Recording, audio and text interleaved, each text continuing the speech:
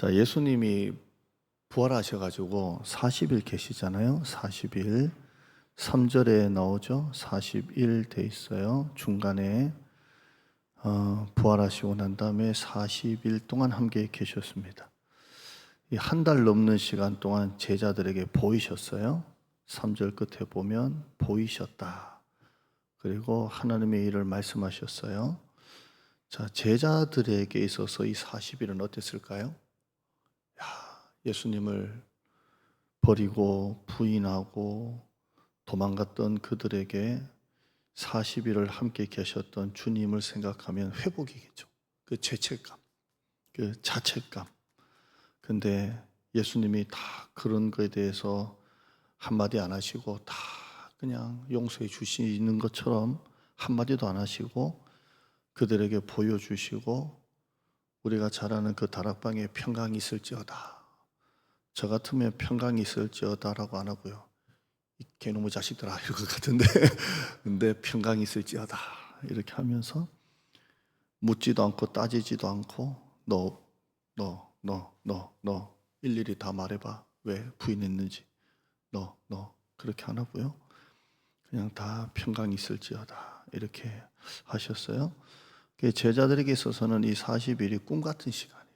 야, 정말 이제 다시 부활하셔서 이제 앞으로 영원히 죽음에서 부활했으니까 죽을 일도 없으실 테고 영원히 자기들과 함께 이제 함께 계실 거라고 생각을 했을 것 같아요. 그렇죠? 예수님을 부인할 때를 잊어버렸어요. 잊을 만큼 행복한 거예요. 그래서 그들이 예수님께 질문을 해요. 이제 영원히 이제 자기들과 함께 있을 줄 알았던가 봐요. 6절 봐요. 시작. 그들이 모였을 때에 예수께 여쭈어 이르되 주께서 이스라엘 나라를 회복하심이 이때이니까. 이 11명의 제자들에게 자신감이 생겼어요. 왜냐하면 부활하신 예수님이시라면 왕이 될 만한 어떤 그 충분한 센세이션이 되는 거예요. 그러니까 죽었는데 부활했잖아요. 그러니까 진짜 왕인 거예요. 진짜 왕. 그러니까 제자들 입장에서는 충분한 센세이션을 일으킬 만한 사건이 된 거예요. 그러니까 6절 보면 이스라엘을 회복하심이 이제 지금입니까? 부활하신 예수님이라면 거칠 게 없는 거예요. 이제 죽음에서 부활하시는데 어떤 교주가 죽었다가 살아난 교주가 어디 있어요?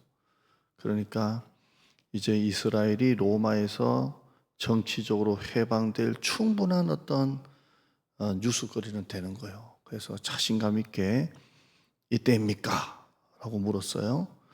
이제 왕이 되시고 자기들은 이제 요직에 들어가고 딱 이제 됐다 이제. 근데 예수님께서 하신 말씀이요. 7절 8절 봐요.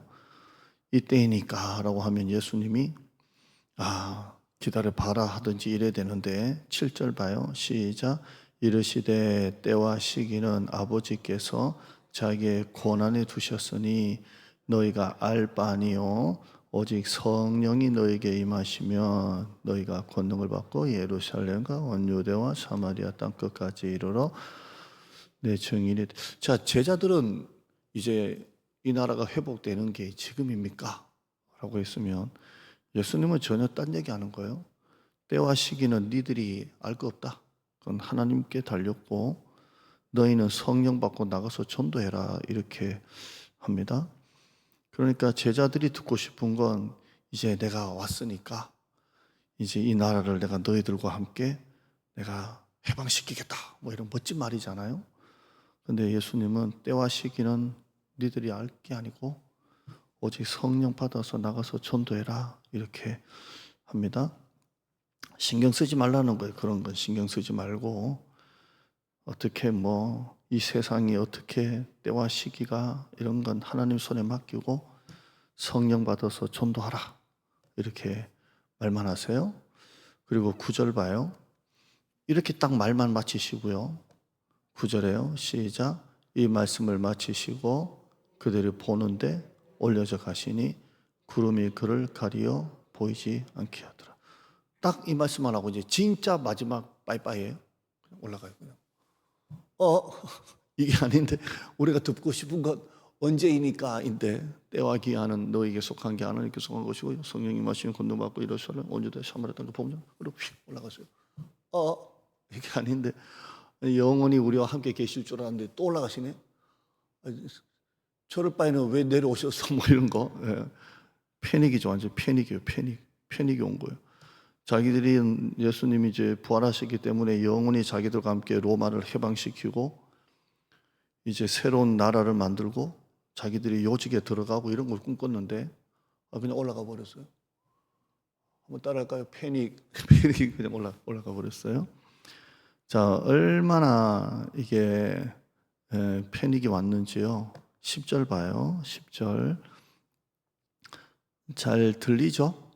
10절 시작. 올라가실 때에 제자들이 자세히 하늘을 쳐다보고 있는데 흰옷 입은 두 사람이 그들 곁에 서서 이르되 갈릴리 사람들아 어찌하여 서서 하늘을 쳐다보느냐. 너희 가운데서 하늘로 올려지신 이 예수는 하늘로 가심을 본 그대로 오시리라. 얼마나 쳐다보고 있었는지 이러고 있는데 천사가 와가지고 뭐라고 말하죠? 10절에 어찌하여 서서 하늘을 쳐다보느냐. 이게 너무 황당한 거예요. 이렇게 쳐다보는 거예요. 자, 예수님이 이제 완전히 자체를 감추셨어요. 자, 이제 예수님은 이제 끝났고요. 예수님의 마지막 말씀이 성령 세례 받을 것이고 또 성령이 임할 것이고 뭐 이런 내용이에요. 도대체 이게 뭔지를 하나도 모르겠어요. 이게. 제자들은 이걸 경험한 적이 없어요. 예수님이 마지막 자세하게 설명 안 하고 이스라엘 나라를 회복시킴이 이때니까 때가 기한하니요 성령이 마음에 권능받고 나가서 성령 세례 받을 것이다. 몇 날을 못 이렇게 돼버렸어요. 올라갔어요. 이게 황당한 거예요. 자, 이렇게 얼마간의 시간이 지났고요. 오늘 2장 봐요. 예수님이 말씀하신 대로 떠나지 말고 기도 열심히 해. 그랬는데요. 2장 1절 읽어봅니다. 이제 시작. 오순절 날이 이미 이름에 그들이 다 같이 한 곳에 모였더니 돼 있어요. 자, 예수님이 이제 올라가시고 난 다음에 이 제자들이 했던 일이 뭐예요? 좀 황당하게 올라가셨잖아요. 올라가셨는데 이 제자들이 그래도 믿음이 이렇게 성장한 게 뭐냐면요. 모여서 기도했고요. 그리고 이렇게 그 가룟 유다가 빠진 자리를 충원시켰죠. 여기에 보시면 뒤에 보시면 마띠아가 뽑히죠. 23절에 이렇게 하나 뽑힙니다. 그러니까 제자들이 옛날보다 믿음이 훨씬 성장한 게 그들이 흩어지지 않고 기도했고 제자 하나 충원했고요. 이렇게 해서 기도하고 있었습니다. 기도하고 있는데 그들이 뭔지 모르는 주님이 올라가시면서 하셨던 말씀, 성령이 임할 것이다. 뭔지도 모르는. 그리고 너희가 권능을 받고 나가서 전대 권능이라는 게 뭔가? 능력이라는 게 뭔가? 뭐 성령 세례 받는다는 게 뭘까? 아무것도 모르는 상태에서 그냥 예루살렘을 떠나지 말고 그들은 기도했는데 예수님이 올라가신 지 딱 10일 만에 성령이 임해요. 성령이 임합니다. 그러니까 예수님이 부활하신 걸로 따지면 50일이에요. 50일이죠. 이때 마가의 다락방에 성령이 확 부어져요. 지금은 이스라엘 성지순례 가는 게 하늘의 별 따기죠. 못 가요. 근데 저는 이제 우리 교회 오기 전에 안식년이라고 이제 갔다 왔는데요. 이 마가의 다락방이 기억이 남아요. 마가의 다락방. 다락방이 아니고요. 가보니까 2층이더라고요. 2층. 이렇게 2층 집인데요. 우리 교회 저기 1층 예배실 정도 그냥 이렇게 정사각형으로 여기에서 120명이 막 기도한 거예요. 그래서 성령이 확 부어진 거예요. 부어졌어요. 어떻게 성령이 부어져요? 하늘로부터 급하고 강한 바람 같은 소리가 있고 온 2층 집에 가득하고 불의 혀처럼 갈라지는 것들이 그들에게 보였더라 되어 있어요. 그리고 각 사람 머리 위에 그게 임했고요. 불의 혀같이 갈라지는 것들이 그들에게 임했고요. 그 다음 그들 보면 4절에 성령의 충만을 받았더라 이렇게 되어 있습니다. 자, 그렇다면 이 누가가 이 성령이 임한 이 사건을 기록할 때 무슨 의도를 가지고 기록했을까요? 성령 충만은 어떤 관념적이거나 개념적인 게 아니고요. 경험적이고요. 실존적인 거예요. 진짜 실존적으로 임하는 거예요. 그러니까 제가 신대원 다닐 때 그 신약 교수님이 제가 한 번씩 말씀드리지만 방언 받는 사람 나오라 그래가지고 앞에 다 섰더니 그냥 해보라 그러고 다 했더니 다 없다 가짜 그러더니 이 시대는 방언 없다 잃어버리더라고요. 그랬는데 이분은 그냥 오직 이것만 생각하는 거예요. 성령의 은사나 성령 충만을 교리적으로만 계속 보는 거예요. 근데 이분이 지나고 난 다음에 조직신학 교수님이 와가지고 방언해보라 그래서 방언 막 하니까 지금 이 시대는 방언이 필요하다 뭐 이러고 있어요. 그래가지고 또 뭘 또 가야 되나 해서 이 교수는 없다고 해야 학점 나오고 이 교수는 있다고 해야 학점 나오고 막 이렇게 했는데요. 성령의 이 역사는 사건이에요. 실제 역사예요. 그냥 교리적으로 신학적으로 성령 충만이 뭐다 뭐 실존적인 성령이 뭐냐 이게 아니고요. 체험적이고 실제적이에요. 정말 불의 혀같이 갈라지는 게 보였고요.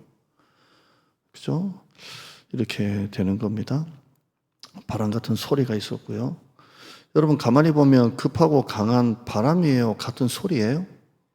그러니까 소리예요. 소리. 그러니까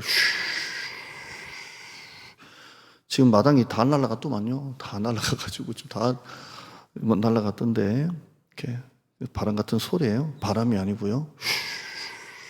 하면서 불의 혀같이 갈라지는 게 우리 그 장작 불태울 때 끝이 막 불타잖아요. 불의 혀가 갈라지는 것처럼 이렇게 보였다 이렇게 되어 있습니다. 이게 경험적이고 실존적인 사건입니다. 그 바울이 감옥에 갇혔을 때에 감옥이 진동했다 그러잖아요. 신학자들은 이게 진짜 진동인가 진동인 것처럼 느낀 건가라고 할 때 진동이라고 봐요. 그러니까 정말 감옥이 진동하고 옥터가 막 움직이더니 감옥문이 탁 열리고요. 열린 것 같이 느껴진 게 아니라 실제 감옥문이 열렸고요. 감옥 안에서 자고 있는 베드로를 깨우시고 나와라 했던 분이 성령님이세요. 성령님은 정말 경험적이고 실존적인 사건이에요. 저는 우리 교단에서 이렇게 설교를 하고 있지만 사실 기도원을 많이 다녔던 사람이에요. 기도원에 가서 체험이 많아요. 체험이 많은데 이 교회 현장 안에 이 성령의 역사는 관념적이거나 개념적인 게 아니고요. 정말 실제적이고 실존적이고 사건이 오늘 우리 교회 안에 이런 은혜가 있기를 바랍니다. 병이 낫고 불이 임하고 그래요. 실존적이에요. 성령이라 그러면 자꾸 우리가 너무 한국교회가 이단으로 인해서 신비주의, 은사주의, 너무 이런 무분별한 신비주의, 은사주의 때문에 성령 충만 그러면 굉장히 좀 부정적인 이미지가 많아요. 그러나 성령 충만은 분명히 있습니다. 가슴 벅차오르는 감정이 있고요. 눈물이 있고요. 뜨거움이 있고요. 영적인 화물감이 있고요. 웃음이 있고요. 눈물이 있고요. 방언이 있고요. 영적으로 몰입하는 게 있어요. 이게 성령의 세계예요. 오늘 한국교회가 자꾸 성령에 대해서 부정적으로 가다 보니까 큐티, 묵상, 통독, 찬양 이런 쪽으로는 굉장히 우리가 와닿지만 성령 그러면 뭔가 약간 자꾸 신비주의로 자꾸 가려고 해요. 이게 자꾸 우리가 자꾸 이렇게 균형을 잃어서 그래요. 성령의 역사는 사건이에요. 목회 현장에도 있고 기도원에 있는 게 아니라 안에 있습니다. 여러분 또 기도를 5분 이상 하기가 어려운 분들도 2시간, 3시간씩 할 수 있고요. 할 수 있어요. 제가 여기에서 분당까지 만약에 야탐역까지 갔다 오라 그러면 멀다 그럴 거예요. 아우 멀어 할 거예요. 근데 제가 만약에 부산까지 이번에 가야 돼요. 그러면 야탑은 멀어요, 안 멀어요? 또 주무시다가 멀다고 해요, 또. 여기서 야탑은 먼데 부산까지 가는 데 있어서 부산에 저희 누님들하고 울산에 저희 누님 둘이 이렇게 나란히 살고 있는데 울산, 부산은요, 우리 아버지, 아버님 장례 때 여러분 오셔가지고 와, 대구가 이렇게 멀었냐고 막 그러더라고요. 부산 가면요, 대구까지 가야 이제 부산 다 왔다 그래요. 그러니까 부산까지 가면 대구도 가까운 거예요. 뭔가 아니에요. 그러니까 여러분의 기도를 5분 하려고 작정하고 5분 기도하니까 5분이 길게 느껴지는 거예요. 여러분이 기도를 1시간 작정하고 기도하면요, 5분 그냥 가요. 그러니까 여러분이 기도의 분량을 너무 작게 잡고 있어 보니까요. 그러니까 내가 하나님 앞에 1시간 기도하겠다라고 하면 30분 금방 가요. 근데 기도의 분량을 5분, 10분 정도 잡으니까 불만 끄면 기도할 게 없으니까 일어서는 거예요. 근데 내가 기도를 깊이 몰입하게 만들고 세상과 나는 간 곳 없고 구속한 주만 보이도다라는 영적인 세계는 있어요. 이게 성령의 세계예요. 아멘. 있어요. 네. 이게 제자들이 마가다라 방에서 이 성령의 충만을 이렇게 현장이 있습니다. 한국 교회는 사실 성령 충만으로 전 세계적인 기독교 국가가 되었어요. 사경회, 부흥회가 전부 다 성령 충만이잖아요. 사경회, 부흥회. 옛날에 우리 부흥회 하면 제가 전도사 할 때만 해도 새벽, 그 다음에 낮 성경 공부, 밤 집회 이렇게 해서 일주일 했잖아요. 그렇게 해서 한국 교회가 40일 특별 새벽기도 제가 교육전도사 할 때만 해도 상반기 한 번, 하반기 한 번. 그래서 1년이면 80일 새벽기도 했던 게 우리나라예요. 그래서 한국 교회가 그 기도의 성령 충만으로 여기까지 올라온 거예요. 근데 지금은 한국 교회가 성령에 대해서 무관심해지면서 기도가 다 사라졌어요. 사라지면서 한국 교회도 침체로 가고 있는데요. 성령 충만은 실제적인 거예요. 사건이에요. 초기 교회 공동체는 성령 충만의 현장이 있어요. 이 사도행전은 사도들이 다니면서 행동했다가 아니라 사도들 통해서 성령이 역사하신 거예요. 아멘. 그래서 사도행전은 성령 행전이에요. 사도들이 가는 데마다 성령의 역사가 있었어요. 그게 바로 성령이 하시는 일입니다. 오늘 우리 교회에도 이 밤에 성령 충만한 사건이 일어나기를 바랍니다. 일어났으면 좋겠어요. 나중에 우리가 방언도 같이 이렇게 보겠지만 여러분에게 방언이 열렸으면 좋겠어요. 방언은 하늘의 언어예요. 참 좋아요. 저는 아직 방언 통변을 안 받았어요. 그래서 제가 하고 있는 이 방언이 할 때마다 영어로 하면 영어로 통역되듯이 그러진 않아요. 그런데 하는 것 자체가 좋아요. 참 좋아요. 그러니까 성령 충만이 오늘 이 밤에 여러분의 사건이 되기를 바랍니다. 자, 이들에게 이제 성령 충만이 나타났는데요. 한번 보시면 여기 4절 한번 봐요. 어떻게 나타나는지 봐요. 다른 것보다 여기 4절만 보시면 성령의 충만을 받았어요. 불의 해같이 갈라지는 게 보였고요. 각 사람 머리 위에 있었고요. 바람 같은 소리가 들렸고요. 4절 시작. 그들이 다 성령의 충만함을 받고 성령이 말하게 하심을 따라 다른 언어들로 말하게. 자, 한번 따라할까요? 성령이 말하게 하심을 따라. 이게 현대어 표준 세번역은 뭐라고 되어 있냐면요. 그들이 다 성령으로 충만하게 되어서 성령이 시키시는 대로 말했다 이렇게 되어 있어요. 한번 따라할까요? 성령이 시키시는 대로.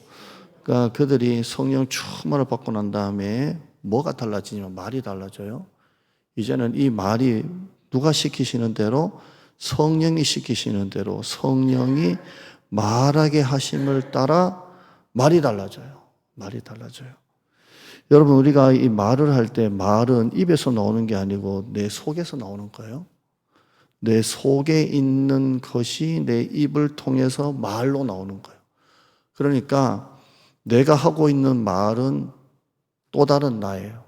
나 자신이 말을 통해서 나와요. 왜냐하면 말은 입에서 나오는 게 아니라 내 속에서 나오기 때문에 내 안에서 내 말이 나올 때는 또 다른 내가 나오는 거예요. 그래서 말은 그 사람의 인격이에요.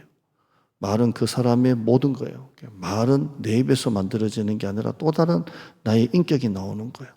자, 우리가 성령의 사람이 되고 성령 충만할 때 성령이 시키시는 말을 하는 거예요. 그러므로 우리 교회 안에 우리 성도들이 이렇게 대화를 나눌 때, 제가 이전 교회가 아니고 저 부목사 때요, 그 의사였던 안수 집사님이 나중에 장로님이 되셨더라고요. 사우나를 갔는데 이게 탕에 이렇게 앉아 있는데요, 이제 남자 두 분이 들어오셔가지고 별의별 말을 다 하더래요. 별의별 말을 막 하시더래요. 강남에 있는데. 근데 그 말 하다 서로 이제 존칭이 있잖아요. 뭐라고 했을 것 같아요? 목사님 하면서 하다 뭐 별의별 말을 그냥 사우나에서 아무도 없다고 생각하니까 그냥 막 하더, 도저히 그게 못 앉아 있겠더래요. 그래서 어떻게 목사님들이 앉아가지고 그런 말들을 막 세상적인 말을 하더라는 거예요. 내가 앉았다는 게 아니고 여러분, 성령 충만은 말과 관련이 있어요. 말이. 사도행전 4장 8절에 보면 베드로가 성령 충만하여 백성의 관리들과 장로들에게 복음을 전합니다. 사도행전 4장 31절에 모인 곳이 진동하더니 무리가 다 성령이 충만하여 담대히 하나님의 말씀을 전하니라 라고 되어 있습니다.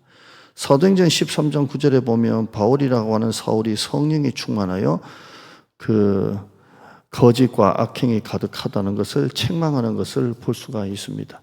그러니까 애들이 성령이 충만하니까 성령이 시키시는 말을 하는 거예요. 성령이 말을 하는 거예요. 여러분, 여러분의 말이 지금 내용이 세상적인 말이고 세속적인 말을 하고 있다면 여러분 안에 충만한 것이 성령이라고 하기에는 어려울 것입니다. 어려울 거예요. 여러분 안에 정말 성령이 계시고 성령의 사람이고 성령이 충만하다면 여러분의 말은 성령이 하라는, 성령이 시키시는 말을 할 거예요. 아멘. 그러니까 여러분의 말에 자꾸 돈 얘기 나오고 자꾸 그렇게 한다는 것은 여러분의 안에 돈이 들어있다는 것이고, 여러분 안에 세상에 자꾸 그런 얘기한다는 것은 세상에 그런 말이 자꾸 들어있다는 거예요. 목사님들이 모이면 목사님들은 교회 얘기하고 영혼 이야기하고 하나님 나라 이야기하고 그렇게 이야기해요. 왜냐하면 그 속에 성령이 계시기 때문에 그래요. 우리 안에 충만한 성령님은 내 속을 바꾸시고 여러분의 말을 바꾸세요. 그래서 여러분의 언어가 말문이 열려서 하늘의 언어가 나오는 거예요. 하늘의 언어가. 아멘. 그래서 교회 안에는 말하다가 말 때문에 싸우고 그러면 안 돼요. 왜냐하면 성령이 시키시는 말을 해야 돼요. 항상 말에 절제가 있어야 되고 말에 예절이 있어야 되고 말에 태도가 있어야 돼요.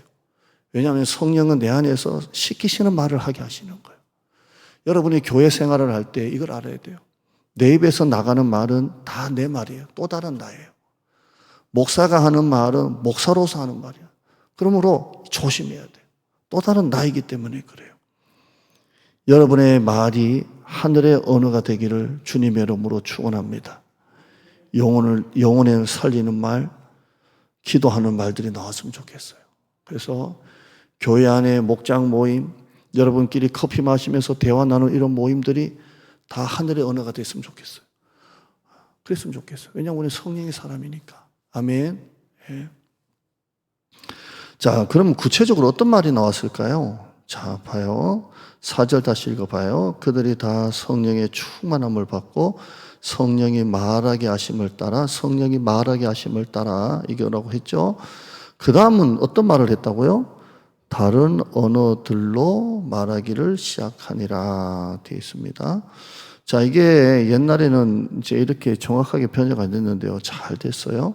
자, 우리가 방언 그러면 좀 전에 했던 것처럼 고린도 교회의 그 방언, 그 신비로운 언어, 통역의 은사를 받지 않으면 알아들을 수도 없는 그런 방언이 아니고요. 이 방언은 일반적인 방언이에요. 지금 이 방언은 우리가 생각하는 그 방언이 아니고요. 일반적인 방언이에요. 일반적인 방언. 여기 한번 보세요. 다시 한번 봐요. 어떤 방언이라 그랬죠? 다른 언어들로 말하기를 시작했다. 이 다른 언어는 우리 땅의 언어가 아니고요. 외국어 방언이에요. 일반적인 외국어 방언을 말하는 거예요.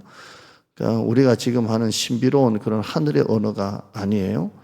자, 한번 들어봐요. 하늘의 언어가 어떤 언어인지. 고린도전서 14장 2절이 방언이 나오는데요.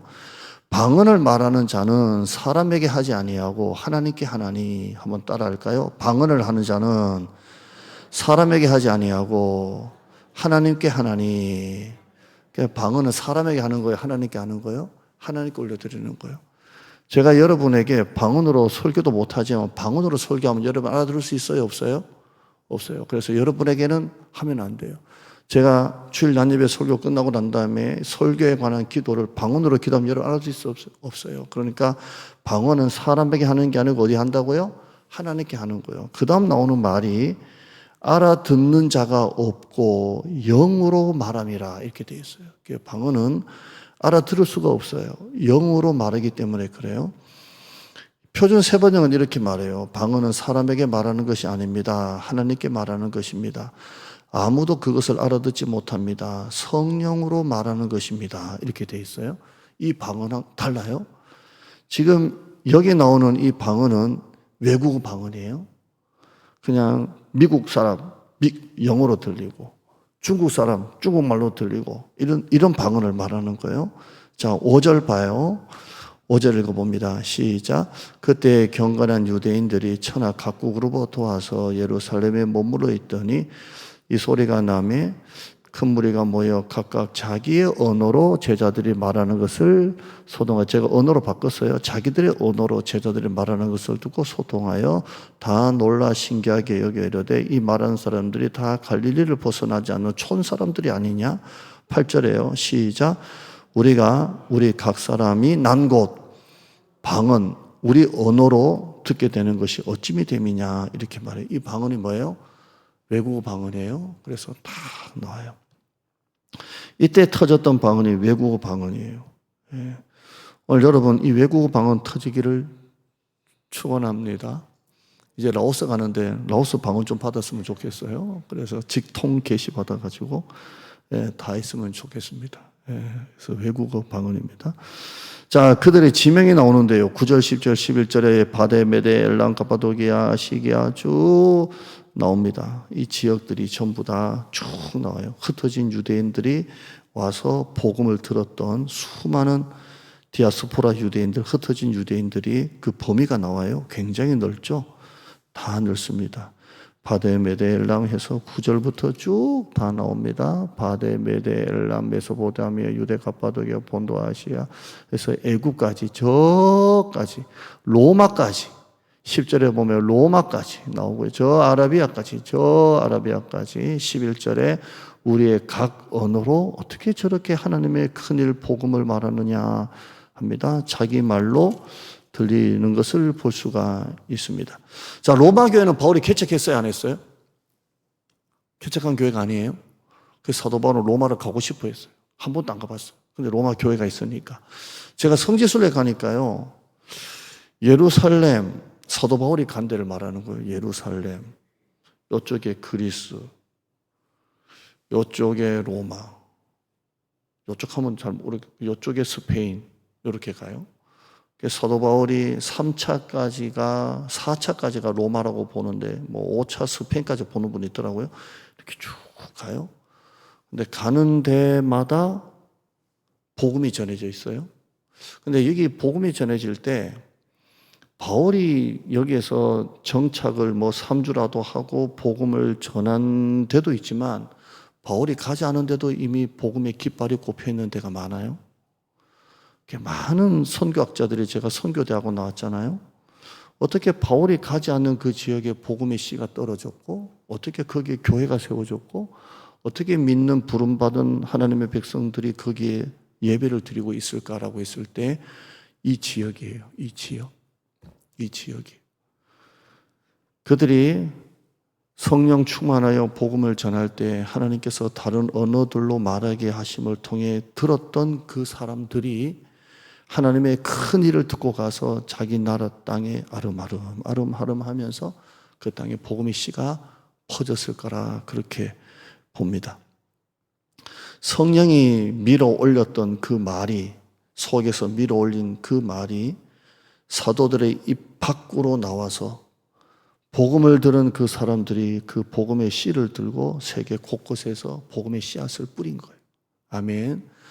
그러므로 이 위대한 선교가 오순절날 성령 충만한 제자들의 말이 열리면서 선교가 열렸다는 것입니다. 사도행전 1장 8절에 오직 성령이 너에게 임하시면 예루살렘 온 유대 사마리아 땅끝까지 복음을 전해라, 이렇게 되어 있습니다. 지금 세계는 전쟁, 죽음, 미움, 살인, 폭력, 성적인 타락으로 이 나라가 극치를 다루고 있습니다. 여러분, 우리는 어느 때보다 성령의 충만을 사모합시다. 정말 세상이 너무 악해지고 무서워지고 있습니다. 성령의 인도하심을 받아 하늘의 언어를 말합시다. 사람을 살리는 말을 합시다. 내 입에서 나온 말이 또 다른 복음이 되어 상처받은 자를 위로하고, 거친 말들의 전쟁터가 이 세상이에요. 지금 이 세상에 주님의 사랑을 전하는 우리 모두가 되기를 바랍니다. 성령이 시키시는 대로 성령의 언어, 하늘의 언어를 하는 여러분 되기를 바랍니다. 잠깐 기도할게요. 하나님, 성령 충만의 은혜를 주시옵소서. 내 속에 성령이 시키시는 대로 하늘의 언어를 말하게 하여 주시옵소서. 이 언어를 들은 사람들이 세계 곳곳에 복음의 씨앗을 뿌리게 하여 주시옵소서. 감사드립니다. 예수님의 이름으로 기도드리옵나이다. 아멘.